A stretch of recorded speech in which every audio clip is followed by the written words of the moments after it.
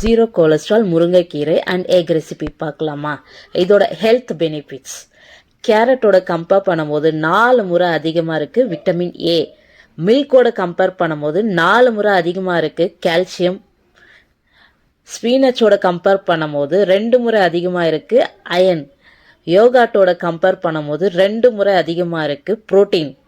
ஆரஞ்சோட compare பண்ணும்போது 7 முறை அதிகமாக இருக்குங்க vitamin C.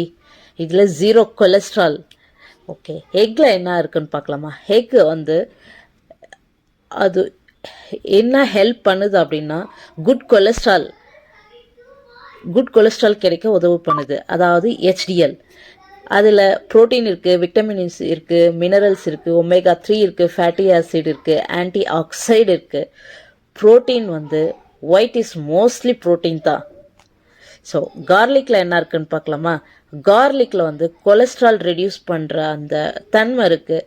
Blood pressure and improves blood flow இருக்குது.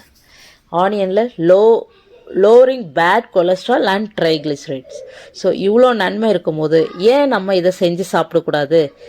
செய்முறையை செஞ்சு பார்க்கும்போது செய்முறை ரொம்ப ஈஸியானது தான். ஆயிலே சேர்க்காம இந்த மாதிரி சேர்ந்து சாப்பிட்டு பாருங்க. சின்ன குழந்தை கூட இஷ்டப்பட்டு சாப்பிடும். பெரியவங்களுக்கும் ரொம்ப ஹெல்த்தியான பெனிஃபிட்ஸ். ஓகேங்களா? ட்ரை பண்ணுங்கள், செஞ்சு பாருங்கள். ரொம்ப சிம்பிளான ரெசிபி.